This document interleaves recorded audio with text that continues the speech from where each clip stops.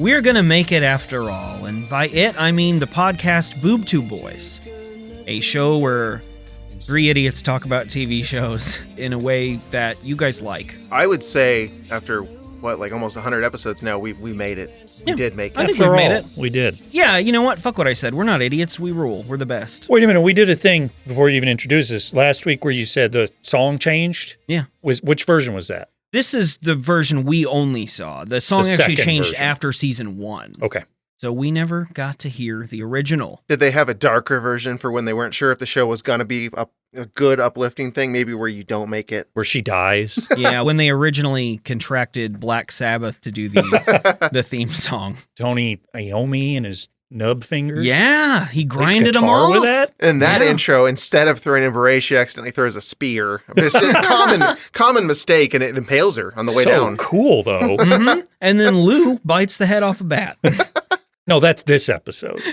This episode actually is season 6, episode 7. Chuckles bites the dust from 1975. I'm not that, though. I'm Brian Vaughn. With me are Spencer Hendricks and Van Lee. If one of the three of us was to gain the nickname Chuckles, which of us would it be? See, I didn't know what Chuckles was until we watched this. So who's most clown-like? Well, I hate to piggyback on myself after being called out for my lewd woman voice by an astute reviewer who gave us 5 stars. Thank you. Everyone do that review 69. us. Yeah.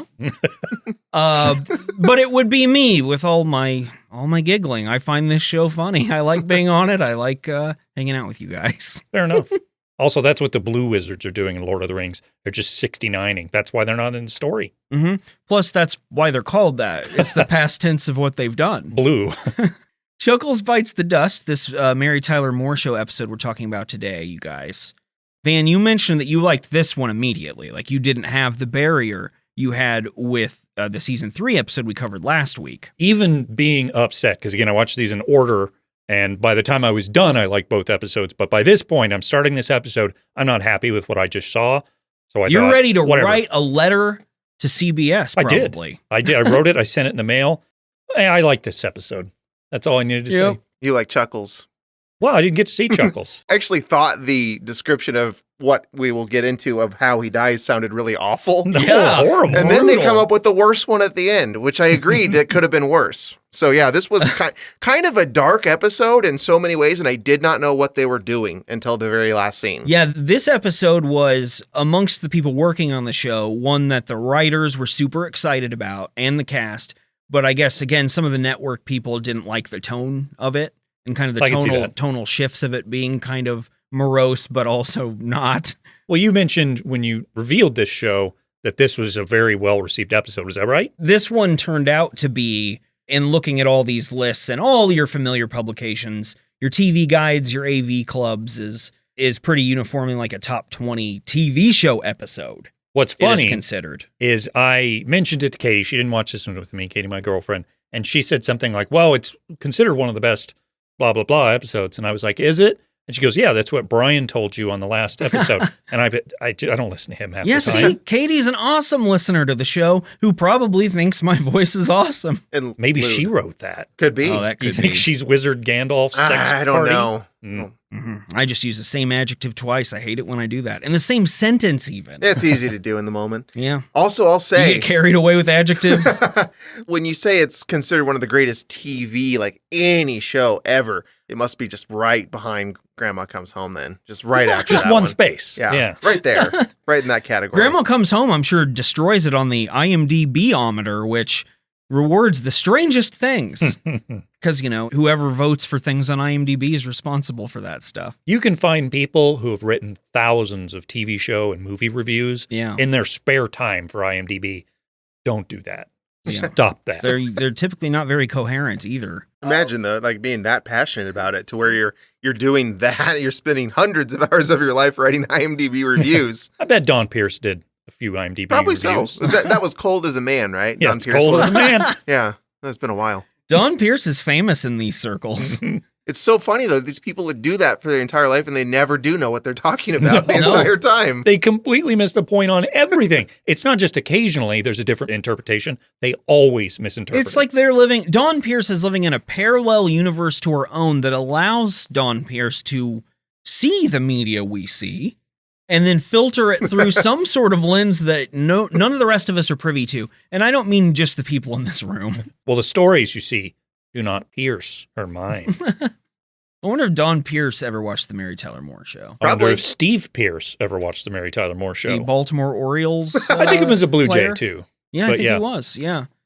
We'll have to ask him sometime. I wonder if Coach Pierce, who I had for Civil War class. No. I had a Coach Pierce, too. See, I know that guy you're talking about, and he did not watch the Mary Tyler No, Moore show. I don't- There's I don't no think he fucking did. way. What do you think he watched?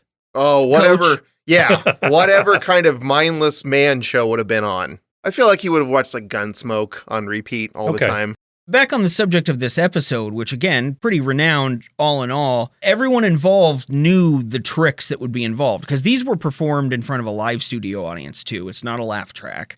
The key to the whole episode is Mary not breaking character until she needs to break character. That, I guess, was something that in rehearsals and everything, no one was sure anyone could do because they were having a lot of fun playing off of each other. And a lot of like Murray tells a series of jokes about Chuckles in this episode. A lot of stuff like that. He had several in mind and they had to play off how long the audience was laughing and kind of modulate their own, which again makes it doubly impressive. That's tricky. All of it kind of timing out as perfectly as it did kind of transformed what could have been a mess into a coherent episode that everybody seems to like. Do you guys want to talk about it? Let's talk about do it. Okay. Well, we're going to, but I do have a couple of notes before we do. That was a little tease. You might have noticed Rhoda's not here anymore. He has her own show, right? Yeah, Is she's that what busy happened? doing Rhoda. Rhoda doesn't give a shit. Gordy left too. He was only in a handful of episodes, right? He's Yeah. too He cool. was like 18. You Yeah. can't keep him. You can't keep him around. He's too cool. He has so many acting credits, but he Still active. was Kunta Kinte on Roots. He was wow. Yeah, he was also in Good Times and was a full-time character in that. So he went on to have a very lengthy career being a very large, strong-jawed man. Just so likable. Distinct nose. He's one of those guys, if you see him, you know that guy. Yeah. Because his face is so distinct. I know it was his character, but he conveyed it so well. It's got to be really him. His cool the swagger. Yeah. When they gave him the news bullet and stuff, he just was that role. It was awesome. When Mary mentions Gordy as a potential anchorman to Lou and they both agree, I wanted to run to the bar and agree with them. Yes, Gordy, he's your man. You might have noticed, though, despite the departures, the show did add a couple new characters, and they wanted to add more women to the cast because they lost Rhoda, they lost Phyllis, and they did not want the characters to be similar. They didn't want to do a typical sitcom of, we lost the brash Rhoda, let's introduce that same character. It turns out Mary Tyler Moore's had a friend that was just like Rhoda all this time Yeah. that we never met until now. Rhoda. Everybody thought she was lying, my friend from Canada. So I know you're gonna get into how Betty White, I guess, was on the show. Apparently. Yeah, hell yeah. I'd She's also like to fantastic. say, what if they just been like, Betty White, do Rhoda's role? That would have been great. Betty White dressed up as Hulk Hogan, of course. This late season incarnation of Mary Tyler Moore, which is really just as respected as the early episodes, the cast is just as good. As you guys already said, Betty White gets added to the cast. She does a guest spot on an episode before this, and the character was immediately beloved as like a syrupy but like barbed. She has a show called The Happy Homemaker, for instance, and presents herself one way, but then is a total asshole to everybody whenever she wants to be. A lot of passive aggression. A lot of smiling and then using sharp-tongued insults Yeah. while smiling at you. And this was a thing that at this time, Betty White had already been around a long time and was kind of a trailblazer in comedy and was known for having a lot of comedic range. But again, this was something that she had everyone just laughing so hard when she just kind of immediately slipped into this character, which was not exactly what they had in mind.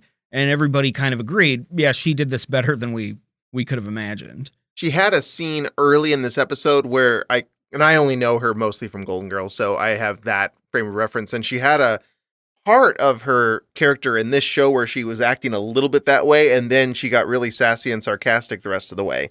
Her character in the show's name is Sue Ann Nivens, by the way. That'll be important when I reference Sue Ann. The other new addition is Georgia Engel, who also has a very distinct delivery. She was brought in because of that, and she is Ted's younger, soft-spoken love interest, Georgette. I saw her and thought, I've seen this woman in something. And I really had to rack my brain, and I finally figured it out. And I wanted to do it without looking at IMDb. She is in The Office, and it's a late season, so it's not a good one, but it's one where Erin, played by Ellie Kemper, goes to Florida to open a new store for Sabre, their business, and decides she's going to stay. Life isn't good for her, so she's going to move there. And she moves in with an old woman she's going to be a caretaker for, and it's the Georgette actress. And what a distinct actress that is. She has that real soft-spoken, kind of blunt way of speaking, and the character was about the same. But I thought that was fascinating to see her 30 years later. I don't know what kind of range Georgia Engel had, but this character and this delivery is so distinct that it makes her stand out. And it fits with Ted. It contrasts Ted perfectly. She also is really unique in that she has such a strange speech pattern and she's so soft-spoken and is a little aloof, but she never has to play the fool. She's never downright stupid. Yeah, I was going to say, she doesn't seem stupid. Yeah. She seems spacey and just kind of not with it, and that's probably why she's dealing with Ted. So those are the big changes, adding Betty White and Georgia Engel to the cast as Sue Ann and Georgette.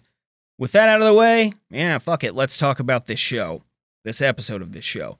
Hey, guess what? It's the theme song, but this time you can see Mary doing different shit. She washes her car. She's older. She has different haircuts. Well, I don't know what this produce is. I'm going to put it back. Just what you want to see in your intro segment of your show. But don't worry. At the end, she still chucks that hat in the air. Same footage, too, because the same old lady is behind her giving her the stink eye. It's the only part of the credits that remains the whole way through, I'm pretty sure. Because they do take effort to make Mary Tyler Moore run around in the streets of Minneapolis every few years, I guess. And they must have just thought, too, when they filmed throwing the beret in the air, they must have been like, we'll never do that better. Yeah. There's no reason to try that again. They didn't even do a second take then. That was the first one. It was perfect. What if it was the one time that the notoriously polite Mary Tyler Moore in real life was like, I'm not fucking throwing that hat again. You will not get me back out into the street. What if that was the time, too, that it actually did just stay stuck in the air? So like, we can use that. We can pretend it's a freeze frame. Yeah. So you're saying it's not a freeze frame? No, it just did that. Okay. It did that one shot. They were like, well, we'll never get that to happen again. Space and time stopped for a bit. There's like some veteran cameraman there who's like, yeah, you only get one of these once a series where physics gets defied by a hat. Everyone's seen it, but not often. Yeah. All the grizzled veterans. All the vets, these kids today don't know. Mary, you ever see this before when you were on the Van Dyke Show, of which they made a reboot called The New Dick Van Dyke Show, and John Amos was in a few episodes of? Wow, you're very knowledgeable, sir. I know a lot about it. Yep, I'm one of them old hands on the set. I didn't mention it last episode, but Mary's hair in the last episode was graded to stop bullets. It was so big, so helmeted. It is a little less that this time, but I also think it looks worse. I liked the last haircut better. This is definitely a more mid-70s styling. Yes. I like all the stylings in the first episode for everyone better. I agree. I did notice in you said that they specifically went out of their way to get the wardrobe picked out for her in the first they were one. trying to keep her trends current. I noticed that first outfit she wore in the very first scene where she was drinking the cold coffee. That particular shirt was just, I don't know if she had any sort of reputation for it. She looked too thin in that scene. She was very I was like, wow, she's just so skinny. She was famously super in shape. She was a dancer. I so see. that was her. I wasn't sure if it was a healthy out. or unhealthy thin. It she just would looked scary. At one point, she would do ballet practice and stuff on her breaks during the show. Yeah. I think it's still a little unhealthy simply because you're in Hollywood and you have to be unhealthy. Yeah. I'm certain that she was aware gaining weight would be bad for her, especially because another thing we haven't really talked about is this show starts when Mary Tyler Moore herself is 35. Oh, wow. Okay. At the time, that again, especially was not. Yeah. That was a very difficult time to navigate for a woman in Hollywood. Yeah. You're pretty much your life is about to be over. Yeah. You got to be cast as like the old woman by the time you're 35. You're like someone's mom who's 20 in every movie for some reason. This episode starts with Sue Ann, who's Betty White's character, entering the newsroom and immediately asking Mary to close her eyes. And we find out right away Murray and Sue Ann just don't really get along. Very catty. Just close your eyes. It's all right, Sue Ann. She's seen you without makeup before. Oh, Murray. I just hope my mind's still active when I'm your age. Burn. I really wanted to get this in here again because Betty White's little delivery and her little fake laugh. She sounds so like you catty. You can feel the look on her face. that side of Murray right there works better when you think of his character as supposed, like, and they couldn't say it, but he's supposed to be gay or whatever. Yeah. It fits a lot better with them having that kind of petty argument. It makes it makes it less hateful on his end somehow. Yeah, he's just kind of being a friendly bitch. Yeah. is what And he's that's doing always Murray. He is a friendly bitch. Like, he complains, but he doesn't really cause any problems, and he's good at his job, like Reno Reigns. there. He also has Who's that duster. Yeah. And Reno Reigns is also a friendly bitch. Until Sue Ann committed the ultimate The sin. other thing about this is Betty White is 9 years older than Gavin McLeod when she says Okay. this line to him about being an old man. That's funny. So very reversed. I was noticing that Betty White did not appear especially young, and she's like probably what 45 or something. I think 40. she's like early 50s here. Is she? Yeah, already. Yeah, you could tell that she's already not a young woman, and she only recently just now died. Yeah. She has that bulbous perm hair, Mhm. which you cannot look young with at all. And Mary kind of has it too here, which which is why I didn't ages like it her as up much. too. Yeah, everybody just looks older because the mid 70s were doing that to people. What a crime. Shame on you, mid-70s. Once Mary finally does open her eyes beneath that perm, Sue Ann reveals she has a decorative mobile that concerns our 4 major food groups. Like what you might want to put over a real hungry baby or an ape. All right, I give you guys a piece of paper, like a notebook, and I say you can fill this notebook to the brim with guesses of things that are going to happen on this show. Mm-hmm. Would you be able to write down Never. mobile made of food? Didn't know it was a thing. And this is the sort of stuff that, again, I really like that doesn't always happen in these period sitcoms. You know, just Yeah. weirdo stuff. And there's like it's not just like fruit. There's fruit there. There is a piece of meat. There's like a dang steak. on steak, yeah.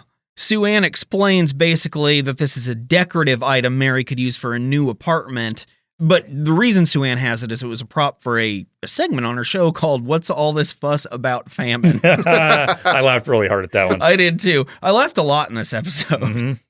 Then, before leaving, she gives Mary some shit and was like, hey, if you put this hanging meat up, maybe you'll get laid sometime. That's basically the implication. I mean, what do men love? If we're gonna broadly stereotype here, meat and fucking. Yeah, Yeah, banging so and steaks, if you bangers see- and mash. If you see a mobile with a bunch of meat on it, you might wander in the apartment and then be like, oh, and there's a woman I can fuck in here too. Flawless plan. Ted enters the newsroom and, of course, warmly greets Sue Ann because they like each other just fine. They're both kind of, pariahs in their own way. And he's in a joyous mood, it turns out, because the circus is in town. Whoopee. Don't you guys get fired up when you find out the circus is in town? Is the circus still A thing? It doesn't seem like it would be. I don't know. It's so outdated. Everything's bad in the circus. All those elephants have COVID by now. I could see going to the circus for trapeze acts and stuff like that, where it's people willing to do it. But like the animal aspect of the circus is, we all know that's a bad thing now. Yeah. So I don't know that they travel as much as they do. But the circus, I remember being upset because the sound of the bear riding the motorcycle was too loud for me. So my mom had to take me outside. As an adult, was the bear yelling or something? no, it's just a motorcycle was loud. But I'm so mad I didn't get to see a bear riding a motorcycle. Yeah, you fucked up. Bullshit. If you could go back and do one thing differently. That's it. That's of the life full of mistakes. And what if that's the one. somehow, that had a huge impact and everything was different? for Suddenly you? I'm successful and everything's wonderful. The bear effect. I was going to say the butterfly Yeah, effect. but bear. It's more about bears. This one also has Ashton Kutcher in it. Don't like Ashton Kutcher. I don't either, but I was Nah. always surprised at how that movie is not that bad. I haven't actually watched remember it. thinking it was pretty solid. Yeah. I was thinking that, especially too at that time, this was like 20 years ago, and 2002 or 3. and I didn't think he had done anything that was halfway watchable, and that was not the worst movie. I mean, he doesn't really do. It's not like what an incredible acting job by Ashton Kutcher, but the movie's fine. Punked. Not a lot of butterflies in it. I mean, they're in it. What about Crazy Town? A lot of A butterfly lot there. of butterflies in that. To everyone's chagrin. Come my lady, come my lady, you're my butterfly, sugar, baby. What's Ted excited about, though? Is it Butterfly by Crazy Town? No. It's something just as bad. That he gets to be the head of the parade for the circus. The grand marshal, if you will. But apparently last year, the guy that got this role was a giant basketball player who accidentally got in the clown car. And then everybody just kind of they got stuck in there. Mary tells this story, and then Murray very sagely says, apparently this grand marshal position is kind of cursed. Maybe something bad will happen to the next one. Not a throwaway line there at all. Ted says, nope, not this year, because I will be handling the duties. Everything will go perfectly. Lou immediately exits his office and says, Ted, you're not doing that. I'm not letting my anchorman be the head of a circus parade. It's demeaning and beneath the chimp. Which is essentially the joke he makes, because again, Lou is being serious. He thinks it's beneath Ted, but he cannot let Ted really know that, so he has to quickly slip in that he thinks the monkey's better than him. Peter Gabriel told me to shock the monkey. Yeah, he's been telling me that for like 40 years now. He prefers to use a sledgehammer. Sledgehammer. You know, Ba-da-da-da-da-da. it's time to check out Mary Tyler Moore's new apartment. She's still got the M on the wall, but everything's sort of opposite, like the door's on the opposite side of the stage now. And it is modernized a little bit, despite still having maybe too much carpeting. She's trying to figure out what to do with her newest decoration, which is that food mobile thing that Sue Ann gave her, when Georgette, Ted's girlfriend and new to the show for us, shows up at her door. This is our introduction to Georgette, and immediately all this is pretty good. Mary greets her and says, what brought you here tonight? And asking why she's there, essentially, and Georgette answers Ted, which is... He's parking the car. Yeah, because he's out parking the car. Georgette also says, Ted wants to talk. He's got something on his mind, but don't worry, you're really going to have to pry it out of him. Ted's so guarded with his emotions, which we know not to be true already.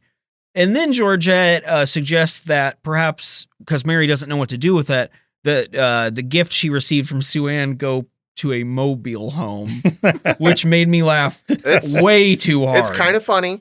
I have to say, as dumb as that thing is, if somebody gave it to me, I would feel like I needed to find a place to put it. Absolutely. I'd be like, I gotta You'd look at try. that. I gotta try. Look, what's the purpose of a mobile? To look at and watch it spin. I'd look at it and watch it spin because it would, like, why? Why is that there? It would blow my mind. And that would be why I would want it too, is because it's a real eye catcher. Anyone who walked into the room, including me after even having seen it, would say, why is that there? Of course. And you could, from the side of this being yours, you could even claim it's some kind of abstract art. You could be like, oh, it's a real message You statement. could say I made that myself because I believe in animal rights, and people would be like, how does that mean that? And There's a stake on and that, also, Brian. how did you even make it? And I'd be like, I don't know, but fucking prove me wrong.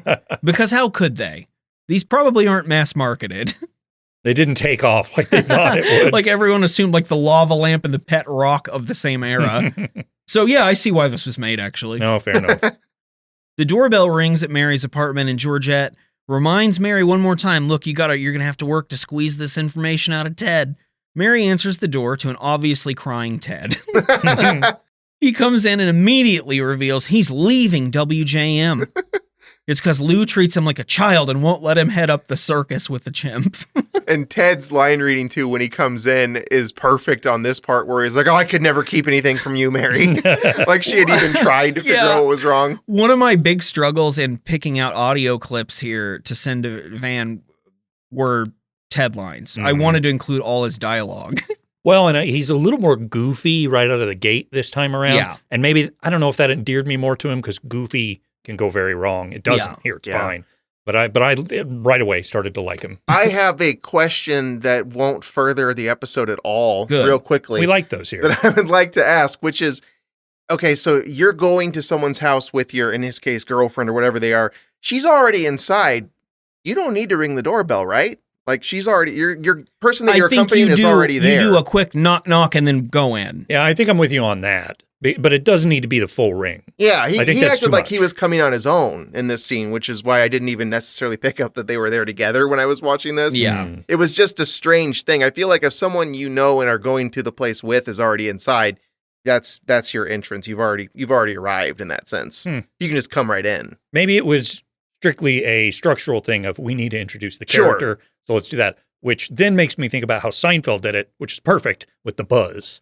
Yeah. Jerry has to buzz him in. Buzz so that them way you up know from it's below, happening. which you would have to do if you came back in the building. Right.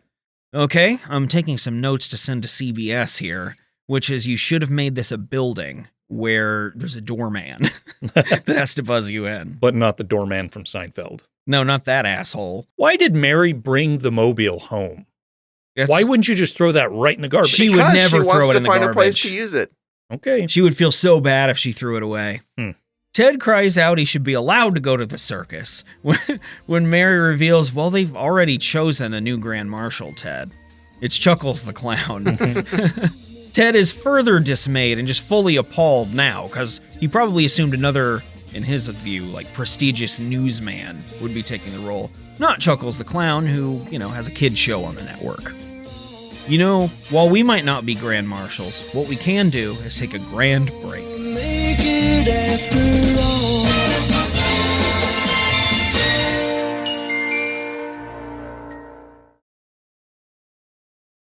At WJM, we see Ted on screen doing the news with very little enthusiasm, revealing a bunch of people lost their condominiums and then saying big deal. Just totally phoning it in at this point. He feels so unloved. Mary explains the whole Ted situation to Murray, who is busy wearing just a very denim jacket. It's so denim and dark, like strong denim. Was it too early for that? In the 70s? Was he a trendsetter? Because that was a real 80s thing. He might have been, yeah.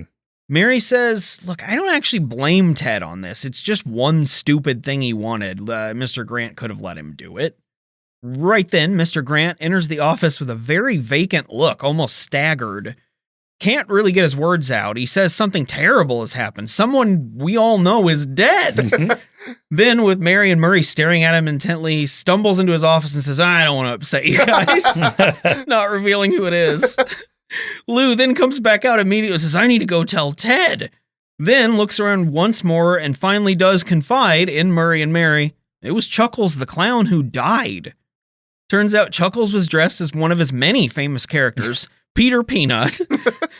And an elephant tried to shell him, resulting in his death, which we hit on this earlier, but whatever that is sounds horrible, like being flayed or something. It's awful. I thought of it as flayed at first too, like that you would peel the shell off, but you just kind of, how the nutcrackers just kind of get in there and they crush that nut. So like the rib cage. I couldn't think of it. They crushed that nut right out of there. So I'm sure Chuckles, they just kind of squeezed all his organs right out of his skeleton. Oh, gross. I think you're not far off, because looking at this realistically, what do elephant attacks look like? And I'm an expert on them. You've been attacked by an elephant many times. Well, I attack elephants. They That's my job. they do a lot of like Muay Thai kicks. Oftentimes, yes. No, they stomp, they trample. So they would have just squished them good. Although I don't know exactly to the degree that this is the case, but you do hear all the time people being like, those trunks are fucking strong, man. I'll bet they are. I guess they can do quite a bit with them. You know what? Those trunks is thick. I went to the zoo a couple months ago with Katie, girlfriend. We saw an elephant and watched it piss and take a shit. And it lasted like 3 full minutes. Well, yeah, I mean, it was so much. I watched imagine a how big that take bladder a huge is. shit once at a zoo. How about that? Still upset, Lou says, hey, Murray, will you write the obituary for Chuckles? And then runs off. He's got to go tell Ted. During a commercial break, which is when Lou really does like to tell Ted any and everything, not on his free time, Lou tells Ted what happened. He says, look, Chuckles, he was killed in the role you would have filled. Which Ted's conclusion is immediately like, oh, you saved my life, Lou. And Lou doesn't want that. And then he tells Ted, look, you've got to say something on air. He's somebody who works for this station, and this is also a news event. So Ted does. He stumbles through it and says Chuckles died a broken man, which is really simple, and I really like that. And then wondered aloud if he was married or, quote unquote, the other kind. Yeah, that was the one time that I just kind of cringed a bit. And I do think, because it's the 70s, you don't know, but I think that's making fun of Ted. But again, you can't, like him being ignorant, but you can't. Based on the tone of the show, that, it may not have been malicious. But jokes like that, you have to be really careful about, but for that exact reason, you don't always know. You can't really do it because the people who believe it are vocal, particularly now. You're still just giving them fuel, even if you do it tongue-in-cheek or whatever. So it's nowadays you're still putting that out there, which doesn't need to be out there. Ted concludes his news report on Chuckles by saying, you know what, I'm going to do what Chuckles always do. I'm going to read the credo of the clown. A little song, a little dance, a little seltzer down your pants. So there were parts of this I actually thought Ted did a pretty good job. Parts of it were awful. Parts of it I was kind of like, all right, that's not bad for like having to deliver a eulogy on air live without any warning, any way to script it at all. He does okay. Kind of the key to Ted is to make him occasionally just likable enough, in a realistic sense and just competent enough, you buy into him enough. It's the Michael Scott It's character. exactly the Michael Scott thing. And you have to be careful because you can make them seem awful. Too buffoonish, too. Like our friend Justin Hughes, he hates Michael Scott. Yeah. And I get it. I totally understand. He has how come you can around hate on him. this, by the way. Oh, has he? Good. He now views him more as someone from his life. Is there who any annoyed reason him, why so- he has thought so much about Michael Scott that he's continually talking about him? He didn't watch those until recently. I think that's right. Like, not It all was of them, after like they we were did. on. I feel So, like, he's talking in 2006. He's got this opinion of Michael Scott, and 20 years later, he's like, I was thinking about Michael Scott still, and I've decided I don't mind him. I wonder how he feels about Sawyer from Lost now. Because we used to argue about that all the time.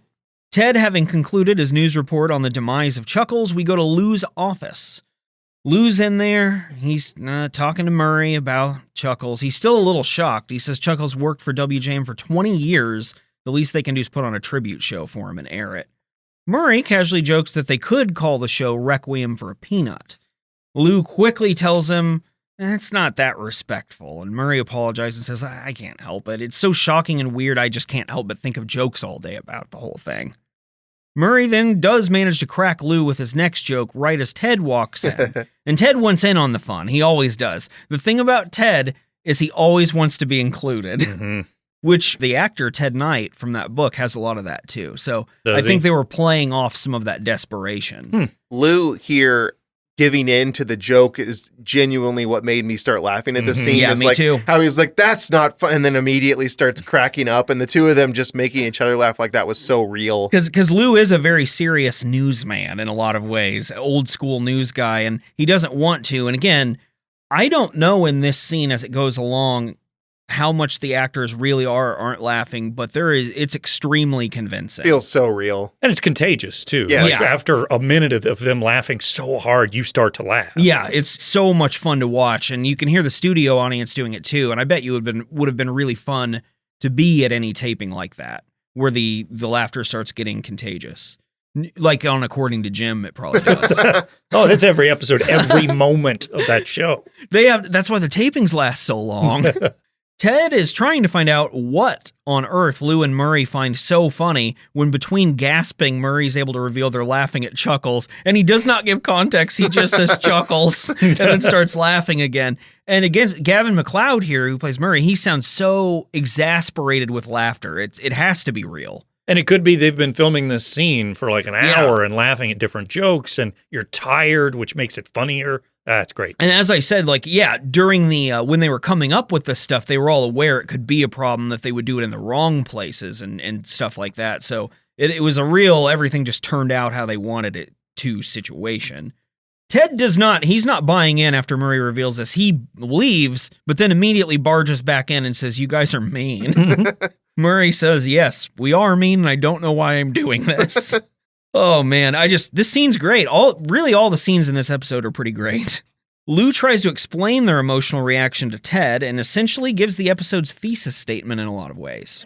It's a release, a kind of defense mechanism. Oh, it's like whistling in a graveyard. You laugh at something that scares you. We laugh at death because we know that death will have the last laugh on us. That's right, Lou, it will. At least Getting becoming ominous. a philosopher there. It comes for us all. Death creeps towards every member of Mary Tyler Moore. And that is, that's one of the central themes here is emotions are not confined to boxes. Did anyone get maybe a little bit of I don't want to say it's creepy, but I don't know. There's a little bit of a realization dawning on me as I watch this scene that most of these people are probably dead now. yeah. And it just kind of struck me as something. Having just read a book about all of them and knowing that to be fact, it is kind of like, oh man, I just read about you guys, magnificent lives, and now you're all but bones in a shallow grave. And they're talking about that concept. Well, soon Yeah. we'll all be dust. It's just, it's kind of, it has a feeling to it. And then to creep it up even further, Lou immediately quotes Edgar Allan Poe. Who just is creep. Yeah. That's who he is. Was. He's not around anymore. Ted does not realize that. He thinks this is Lou's own work, by the way. Yeah. Lou says, honestly, what happened to Chuckles, though, that could have happened to any of us. And Murray says, yeah, Ted, there's somewhere there's an elephant with your name on it. Ted then, again, realizes, Lou, you saved my life. Lou, again, denies that logic. In the newsroom outside of Lou's office, Ted runs into Mary, who says, "Hey, can I ride to the funeral with you and Georgette?" And Ted says, "Yeah, sure, more the merrier." Clearly his mood kind of changed, and this is really off-putting for Mary.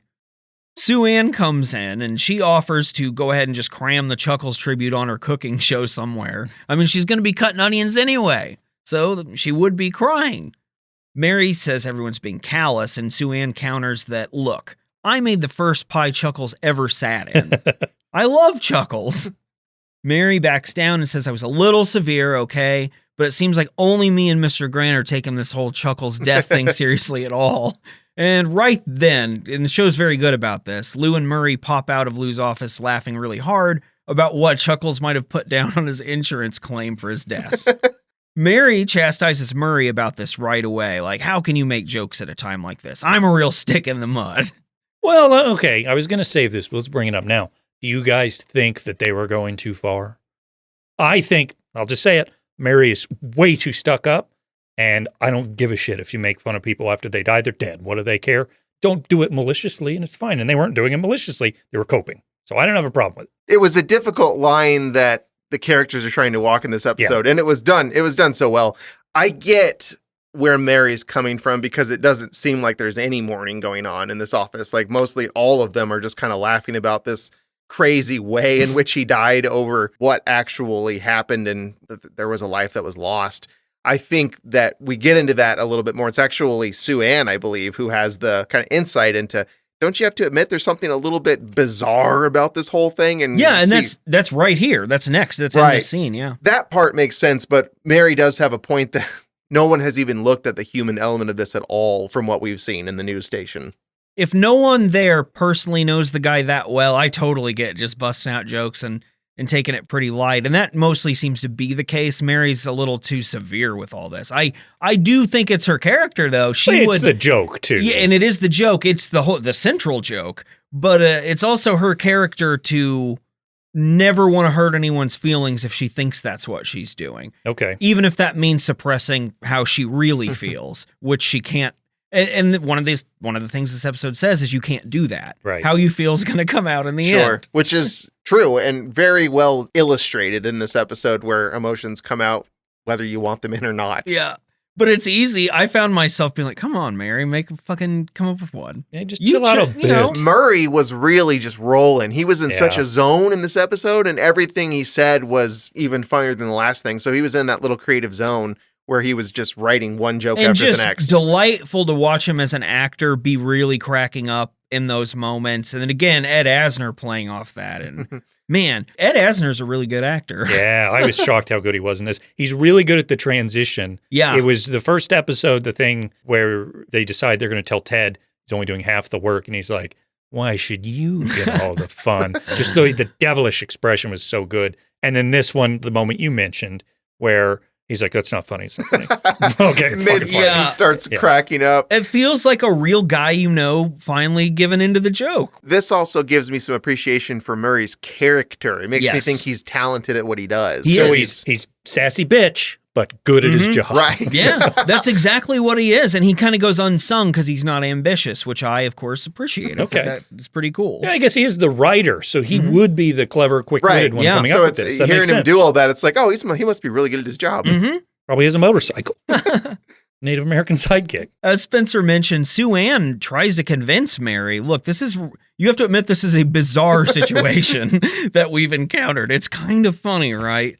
Mary just won't have any of it and says, let's get to work on this tribute show. And she wants to go over her notes for it. Right, that's a good idea. I took your suggestion, Mr. Grant. I screened some of Chuckles' old shows this morning.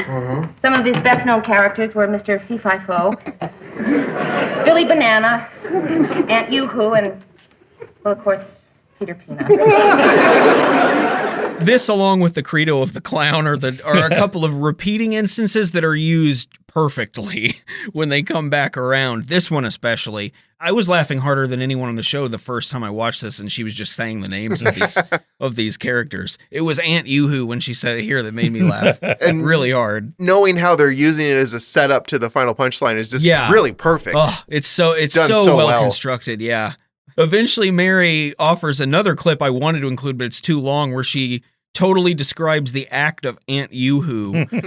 And then Murray suggests that Chuckles should have been buried that way with upside down with his underwear that says the end, which, that is fitting. You know what? That's how I want to go. Yeah. That's pretty cool. All right. If you go first, we'll do that for you. How Okay. about that? From an Thank artistic standpoint, that's awesome. Mhm. Just not the overalls. That's all I ask. At this point, all of the people in the room except for Mary are laughing really, really hard. She's pissed and says, fine, Death's hilarious. I bet he would be. Yeah. You have to have a sense of humor if you have a job like that where you come and claim the souls of others. I think what I would do is knock on the door. An old man opens the door. He's like, oh my God, Death, you've come for me. Are you? And then give the wrong name. And they'll be like, no, that's next door. And they go, no, I'm fucking with you. It's you. And then take their soul. And then scythe them to death. Yes. Because I carry my scythe everywhere. It didn't occur to me we might have been talking about Jack Death from the Trancers series. Oh, shit. This You're whole right. time. He is sassy. You know who else he is? Foster Henshaw. He's a horny little box boy. Yeah, from Silk Stockings. Doll man. The Tim Thomerson, who I don't think ever appears in the Mary Tyler Moore Show. You don't know that. Probably not. No, he would have been too young, which I would is not. odd to I say. wouldn't have thought Wilford Brimley would be in the Waltons either. I wouldn't you have know thought what? Betty White was in this. That is absolutely true. So who knows? Maybe he is in this show. As everyone's laughing, Mary tries to reason with everybody. Hey, would you guys be laughing this hard if he wasn't dressed as a peanut? Murray counters, well, if he'd been Billy Banana, he could have been peeled.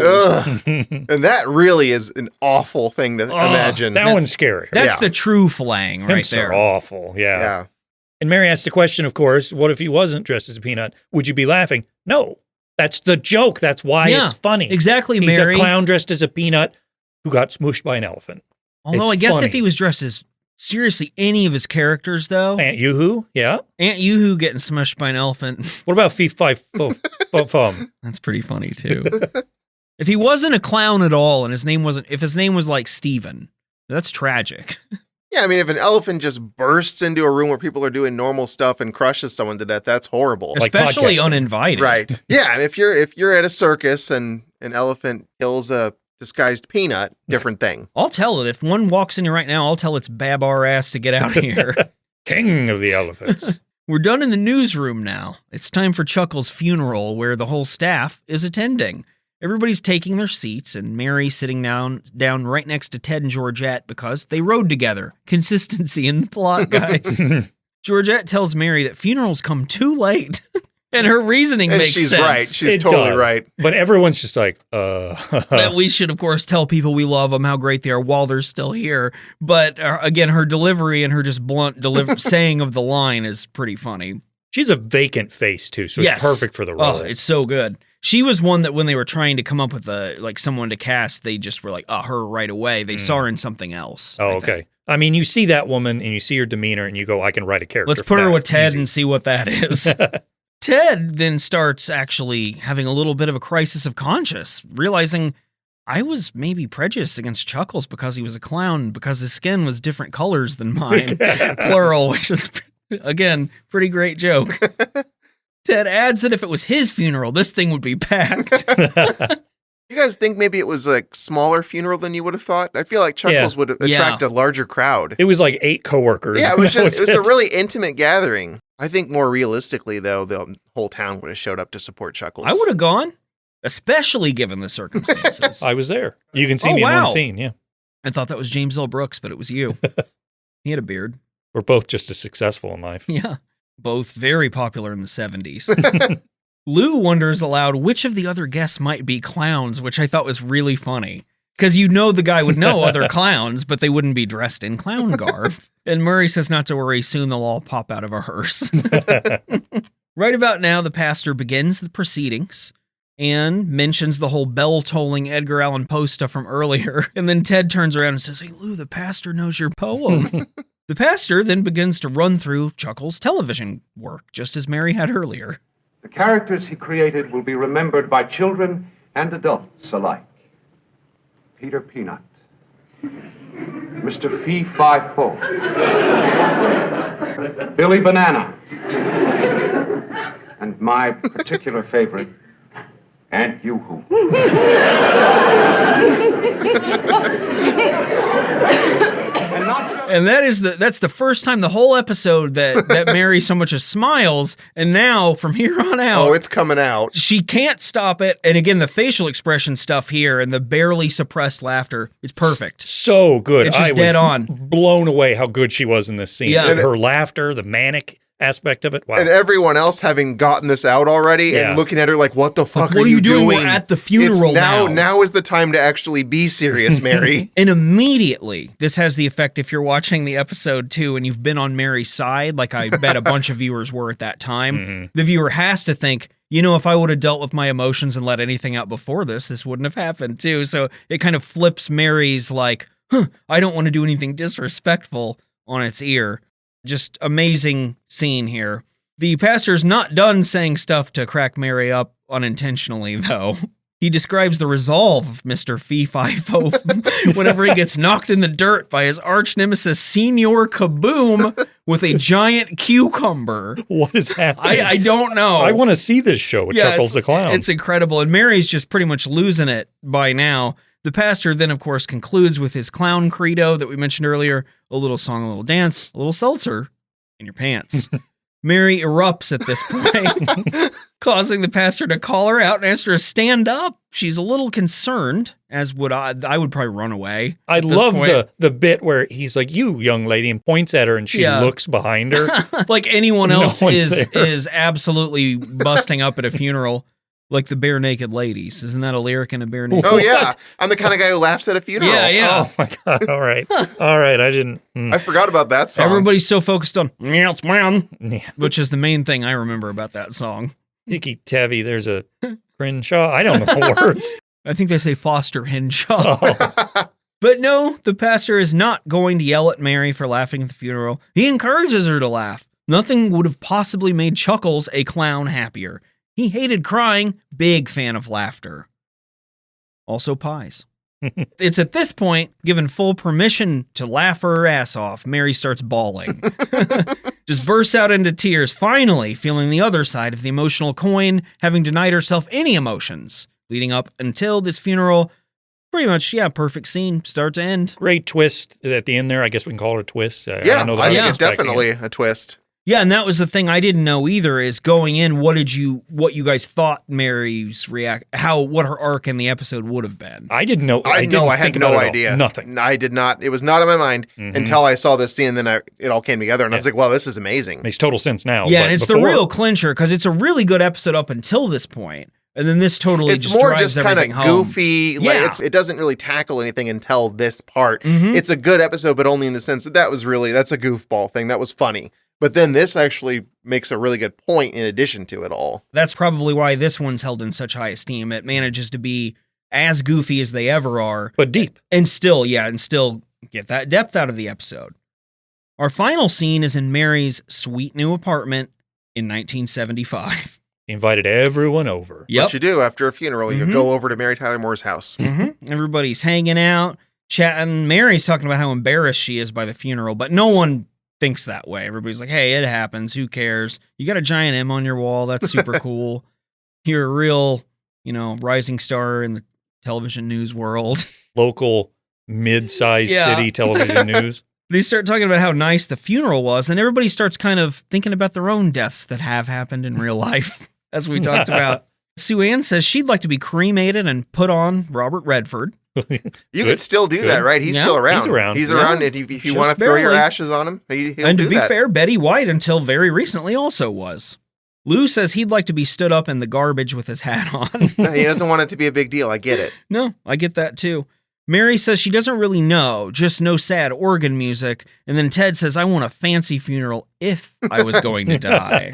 And by this point, being fully familiar with Ted, this is great. I'm not going. I'm not going to die. Not going to happen. He's going to be Ted Williams cryogenically frozen and then revived in the future when he can, have a good life. I like how he says that, like, just when I start to get a little sick. Like, it could just right be a away. cold. Yeah, You go can ahead put your finger on freeze me up. I don't want to be alive anymore. I sneezed. The old sneeze and freeze. Cryotics is seriously a funny way to kind of, you don't want to take on the belief of the afterlife, so you're just like, I'll go with science, freeze me. That way I don't have to face death. I don't have to think about this too much. I can just assume I'm fine whether I am or not. Mary says, if you're going to do that before freezing, please take the Sue-Ann Meatmobile with you when you do it. That's the end of the episode. Perfect tie-in there. Bringing the mobile back. I like it. I feel like the tie-in would You're be wrong. like more emphatic. I'll fuck you up, Spencer.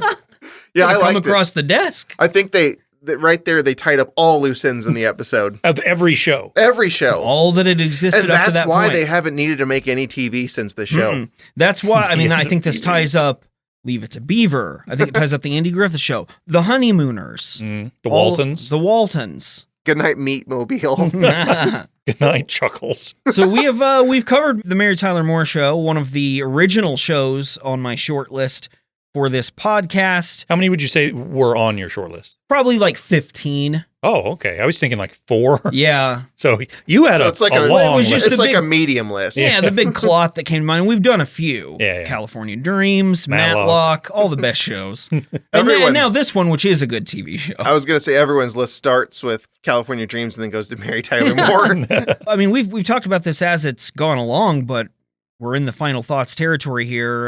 What did you guys think of the show overall? I think this show is better than we are. This show is too good for Bootu Boys material. Like I don't feel like we're qualified to do anything other than tear down shit. That's what we do mostly.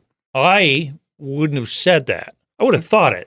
And I wanted to have known it's true. But now that you hear it, it's like, yeah, we are shit. But it is accurate, yes. We like it down here in the shit. Thought the show was great. It was a lot of fun. And again, I had the roller coaster ride because I was annoyed and unhappy. Those are too strong of emotions. Yeah. But I would much hope as you wouldn't get deeply unhappy over I punched an a hole in episode. the wall. I was so angry. I cried for hours.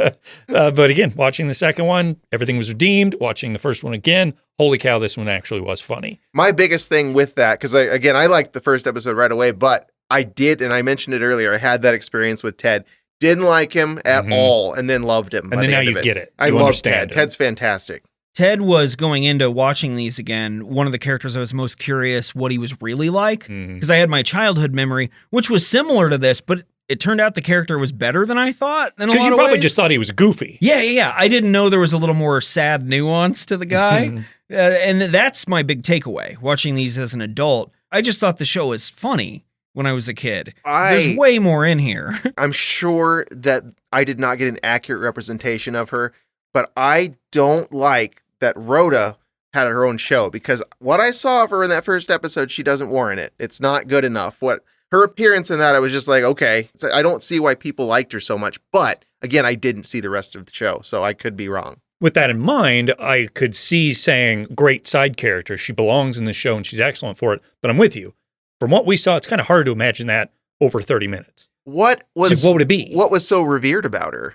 She was a very fierce character who was a real... Just aggressive. Say it like it is. And the actor, Valerie Harper, was pretty renowned as like a stage actor at this point, and also was like very into the character. She held all of these progressive beliefs, and her performance, I think, her and Ed Asner were the award-winning actors from the group in a lot of instances. So she was pretty regarded as an actor. My memory of Rhoda is that she was often very funny and self-deprecating in a way that, to me, even as a kid, felt more in the 90s vein of like slacker, self-deprecating, not super ambitious. Sure, okay. In a lot of ways. But I agree, we didn't really see her much. We didn't get a fair sample size of Rhoda. We will when we inevitably cover Rhoda, because we will. It's another one of the shows. They're back-to-back on my short list. So you watched all of Rhoda? Too? Probably, or most of it. Okay. Yeah. And Rhoda, I will say, its reputation is that it did not have, much to you guys' point, the wind beneath its sails to be quality for very long, whether it be the character depth or the writing or whatever. So yeah, we all like the Mary Tyler Moore Show. It's one of the best shows we've covered. It rules. I'm glad we did it. Way to go, everybody. This is fun. Now, we have something else to do, which is we've got to cover another show now. We can't only talk about good shows or the Mary Tyler Moore Show. We might be covering a good show. I have no idea. Well, I'd like to know in advance, this show that we're about to do, did the Meatmobile thing tie it up as well? Like, was there? Okay, I thought so. Oh, thank yes God. And no, and I'll get into that when we cover mostly the no, episodes. probably. So, as it turns mostly out. yes. So, Van, you're picking now. What do you got for us? Like After MASH? Well, was that a thing? Yeah, I don't know what it is. It's like a MASH sequel. But after. Yeah. Okay. I No, hope that's what it is, or they shouldn't have named it that. it's my turn to pick a new show, and oftentimes, as I've mentioned, when I'm selecting the next show, you have to take into account what we just covered. Sometimes you juke and you jive and pivot and jazz and all that. So I wanted to get away from the frenzied pace that is the Waltons and Mary Tyler Moore. I wanted to slow down, and I wanted to take a breath, and I wanted to say, I want this to be grounded in reality. I want this to be realistic and something that we all can identify with. Okay. Why we're heading to the 90s The future. to cover for the first time ever, well, I guess not, because we did Kenobi, the first episode of a series, Oh. of the first season. And as Squid Game, we did that too because Oh, we that's didn't right. really I guess have we a did. choice. So never mind. It's not groundbreaking. We've We've done done it it all a the time. lot. I guess the first time for an older show. Sure. We're going to be covering Season 1, Episode 1, Day of the Dumpster. And I'll read you the synopsis here in a moment of the 90s television show Mighty Morphin Power Rangers. Oh, okay. Before I read that, what do you guys remember about the Power Rangers? I was resistant to it. All of my peers at school loved that show, or I knew people that did, and I was like, I'm not watching that. Everyone else does. Exactly the same. Found it very much beneath me, even as a child. Thought it wasn't anything I could be interested in. So I should specify when I say peers, I don't think any of my friends liked it, but I knew of people who did, and I think, yeah, we all thought like, Power Rangers, that's stupid, dumb kids like that. I loved the Power Rangers when I was a kid, and I knew you hated it. You thought down it, so I wouldn't bring it up. I've been vocal about this forever. This is how valid my opinion was and is. Have seen about 15 minutes of Power Rangers in my entire life. Okay, well, I've seen, I think, 0. I will tell you right out of the gate, Brian, you're going to fucking love this show. Is it like Bible, man? That's an exaggeration, but I've watched both of the episodes we're going to be covering already, plus more. Power Rangers rules. It is so awesome. So we're covering Season 1, Episode 1, Day of the Dumpster. Following the accidental release of long-imprisoned evil space sorceress Rita Repulsa, a benevolent sage known as Zordon drafts a group of 5 teenagers to help protect the planet as dino-powered warriors of goodness. See, nobody told me about Zordon and Dino. Wait Warriors. until you see this shit. I'm kind of excited already, to be honest. Sounds too much like the Waltons. Are you sure we shouldn't choose something else? I mean, there close. was Zebulon. That sounds like he could have been in Power Rangers. Oh, we need to do a swap out with Zebulon as Zordon, and once you see that, Let me see if I can name them all. Blue Ranger, Red Ranger, Yep. John Boy. Yep, that's the ones. Oh, by the way, what nationality do you think the Yellow Ranger is? Yes, you're correct. Oh, no. Hey, what color of skin do you think the Black Ranger is? Yep. Oh, we'll, no. We'll touch on that then. But it is also Uh-oh. 90s. But anyway, we're going to shift ahead a season, which is actually like 55 episodes or something, to Season 2, Episode 1, The Mutiny, Part 1. Lord Zed. Part 1? Yeah, no, I'll get into that It's a second. big mutiny. Lord Zed is introduced as the new arch rival of the Power Rangers. Angered by the failure of Rita Repulsa, he imprisons her in the dumpster again and sets about defeating the Power Rangers by immobilizing the Zords. Okay, so a couple things. Power Rangers had really 2 seasons for Mighty Morphin Power Rangers. Then it has changed drastically every time since, and there's different iterations with different people because it didn't And pay they their all actors. a lot of them have different sub names, right? Like Power Rangers, like that differentiate Yeah, like them. Dino Warriors or Power Rangers Animal Fuckers, stuff Yeah. like that. Oh my! That's a real one. So I decided rather than go with like Season 1 and then Season 7, the Dino Rangers version, I just stuck with Mighty Morphin. And I think that is the thing that made it popular anyway. The thing Yes. that kids our age were watching. And the things we'll like, because I did watch a later season or a couple later seasons ones, not as good. But The Mutiny Part 1, I watched it and I thought, this is so good. This is going to be a great Bootu Boys episode. I'll watch Part 2. Maybe we can combine them. They're 20-minute episodes. No Yeah. big deal. Like we did Alf, the Christmas Yeah. special. All right. Saved by the Bell. I watched it. Oh, man, this is so good. Wait a minute. It didn't tie up. There's a Part 3. And I decided Oh my we're not going to do God. 3 parts. We're just going to No. do 1. It's not a big deal. I But there's highly some great doubt the stuff. plot thing is going to be an issue that we don't get the. You can tell us how it ended. I'm you know? almost concerned too. Like maybe it's even deeper than you realized, and it's the whole season. Yeah. The rest the of whole the thing's series. a mutiny. You keep clicking next, and it's like part 19, part 20. But that's not all, folks. We're going to do another very special thing for our bonus episode. For when we cover these, you and the 3 of us, That's me and you guys. And me. we're going to show up and record our 2 episodes. Then after we're finished, we're going to go out into my living room and we're going to watch the 2017 reboot movie of Power Rangers. Okay. Didn't that have Elizabeth Banks in it? It has a lot of cool people in it, including Bryan Cranston, Bill Hader, and some more I don't remember. Wow. But that's what we're going to do. So our bonus show available on our Patreon for free will be covering that movie. I All also for like it. I like plugging the bonus episode in advance. That's Yeah, cool. We don't I usually like get a it chance too. to do Yeah, that. we should have done that when we talked about Dorf a long time ago. We sure should. All the Dorf fans would be clamoring for that thing. So there you go. Mighty Morphin Power Rangers. That'll be I'm a lot of fun to excited get about into. this. I know so little about it. And a weird thing, even though it seems so different from covering the Mary Tyler Moore Show, but these are two shows that to me exist in the same time frame. Because Right. it's the 90s, Yeah. early 90s. Okay, yeah. I don't know if I agree with you that it's that different from Mary Tyler Moore. Your Ed premise. Asner is the Mauve Ranger? There's a couple of comic relief characters called Skull and Bonk, I think. No, Bulk and Skull. All three of us are going to hate him a lot. Well, you know what? We've done a great job. Yeah. I don't know if you can hear me patting myself on the back. Yeah. I didn't But- even host this episode. Good job, me. But that's it for today's broadcast here at BTB News. I've been Brian Vaughn alongside the weatherman Van Lee I would like to add something. and the person who'd like to add something, Spencer Hendricks. Yeah. Don't ask who the bell tolls for. It's thee.